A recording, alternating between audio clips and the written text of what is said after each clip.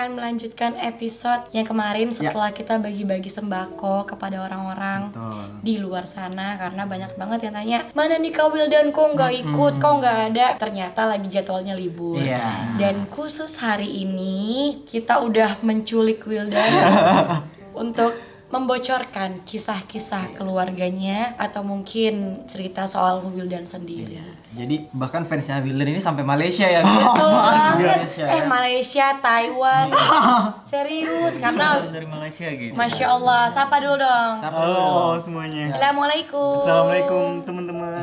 Assalamualaikum teman-teman. Bilang, saya tak sangka. Saya tak sangka. Bila mana? Banyak sekali. Nama fansmu apa? Enggak.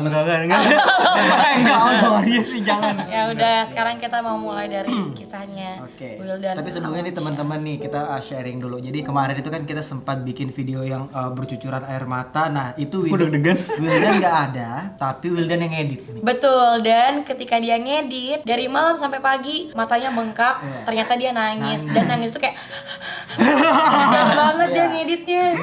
Dan yang bikin terenyuh itu dia bilang gini, pada saat gue nonton video ini gue merasa bahwa semua masalah kalian ada di gue. Betul sekali, dan aku nggak bisa bayangin gimana kalau aku ada di posisinya Wildan. Sementara kita di situ berapa orang sih? 7 ada nggak? Ada 7. 7 orang, terus dengan masalah yang berbeda-beda, kasus yang berbeda-beda, sama Wildan dirangkum dan dia bilang semuanya ada di sana. Nah sekarang kita mau tanya, kenapa bisa bilang semua masalah kita ada di kamu? Ya, aku kan orangnya nggak terlalu dekat sama keluarga. Kalau mama masih dekat, kakak perempuan masih dekat. Cuma kayak aku kan 6 bersaudara, 5 laki-laki 1 perempuan. Nah sama 4 laki-laki yang lain kurang terlalu dekat. Kayak masalah sepele itu ribut. Kalau Jai kan sama abangnya aku pernah ngikut dia kayak ngobrol gitu harmonis. Cuma kalau aku kayak gimana ya, nggak tahu akunya yang gengsi atau aku ada niatannya tuh nih, cuma gimana ya, kayak dianya juga nggak ngerespon. Ya udah, cuma kalau sekarang semua udah respect, alhamdulillah udah ngehargain aku sebagai adiknya. Terus juga udah lumayan ngerangkul. Cuma aku tetap bangga punya keluarga yang kayak gitu, apalagi sama mama. Aku bangga banget sama mamaku karena mamaku tuh orangnya kuat banget, setia. Kadang kalau mama sama bapakku ribut tuh aku cuma bisa nangis, nggak bisa melawan bapakku karena aku takut durhaka sama orang tua. Aku nangis di kamar sendirian, kadang pengen ngebelain mama cuma nggak bisa. Kenapa? Apa yang bikin kamu nggak bisa ngebelain mama? Karena gak ada kemampuan untuk melawan bapakku juga gitu. Gimana pun mamaku ke aku, gimana pun bapakku ke aku tetap sayang sama mereka gitu. Iya, pernah sempet kesel sama bapak, cuma kayak ya udah, kesel tuh jangan sampai benci gitu. Aku dulu sering ikut lomba pas kecil. Aku lomba kayak MTQ gitu, kayak lomba-lomba hafal Al-Quran. Cuma yang selalu aku ingat kalau aku juara, aku selalu kasih hadiah ke mama. Walaupun itu nggak seberapa. Aku ingat banget pertama kali aku ngasih hadiah tuh kerudung. Terus pas aku udah gede, aku sering lomba film. Aku juara, cuma hadiahku ketahan. Aku udah bilang sama mamaku kalau aku juara, aku bakal kasih mama hadiah yang lumayan lah gitu. Terus pas hadiahnya udah turun semuanya, aku waktu itu juara, uangku tuh ditahan sama nggak tahu, sama cuma ada yang nahan hadiah itu. Aku bilang itu hak mamaku gitu. Itu hak mamaku. Aku udah janji aku mau beliin dia hadiah. Waktu itu mama sakit, walaupun mama gak nanyain hadiahnya, cuma aku nggak tega aja gitu. Di saat mama sakit, malah aku yang seharusnya ngasih hadiah, malah uangku ketahan. Abis itu akhirnya aku ribut-ribut sana sini segala macem sama temen. Uangnya itu balik ke aku. Aku langsung pergi ke toko emas, aku beliin mama cincin emas. Karena aku percaya memang surga tuh ada di telapak kakinya dia.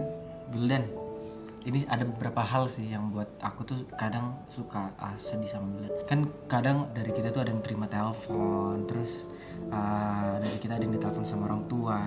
Terus Wildan selalu bercanda. Aku nggak tahu Wildan ini sebenarnya bercanda atau sebenarnya ini adalah ungkapan dari hati yang disampaikan dengan bercandaan.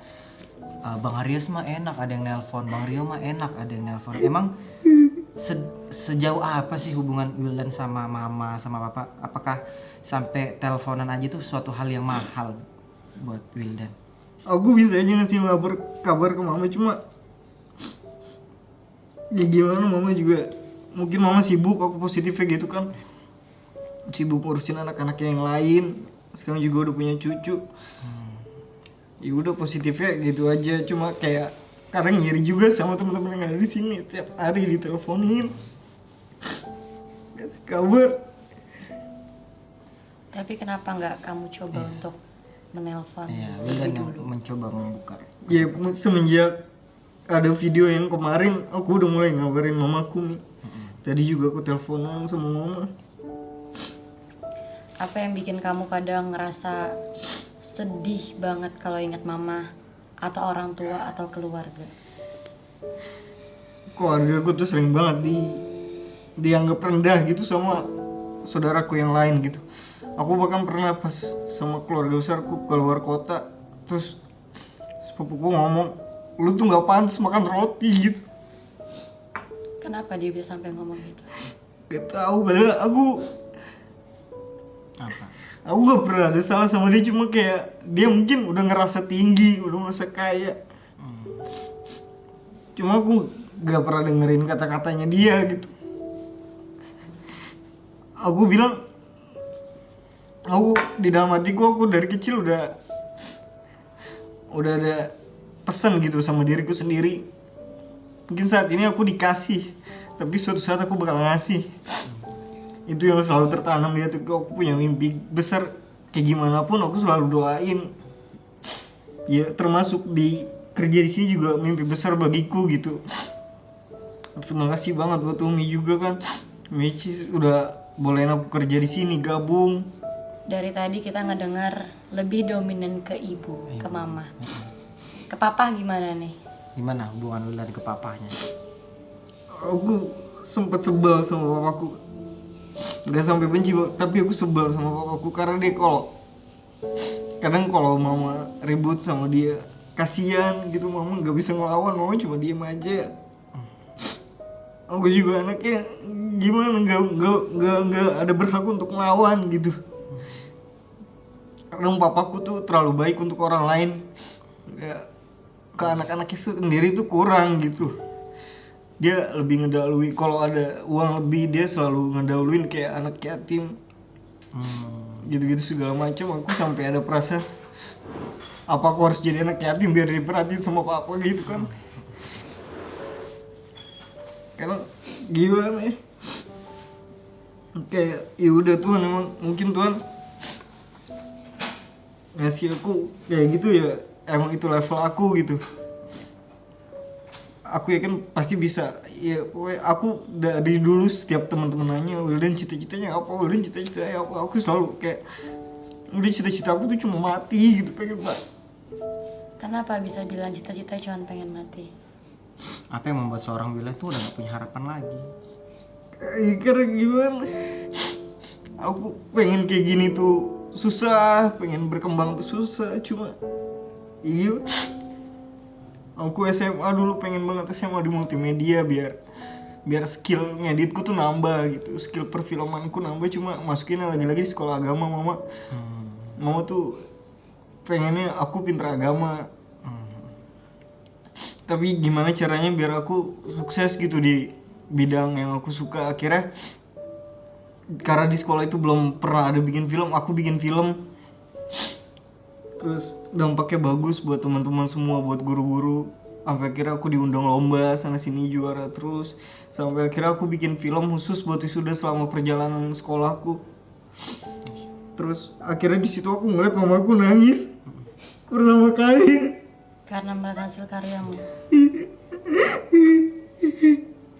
Mama ada bilang sesuatu nggak ketika dia menonton hasil karyamu? Apa yang seorang ibu sampaikan kepada Wildan? Mama bilang, selamat. Aku juga di situ dapat penghargaan. Mama terharu banget, di situ aku dapat penghargaan sebagai siswa terkreatif di sekolah. Di situ aku ngerasa udah cukup ngebanggain mama, masih orang tua, banggain teman-teman semua. aku selalu di sekolah juga kadang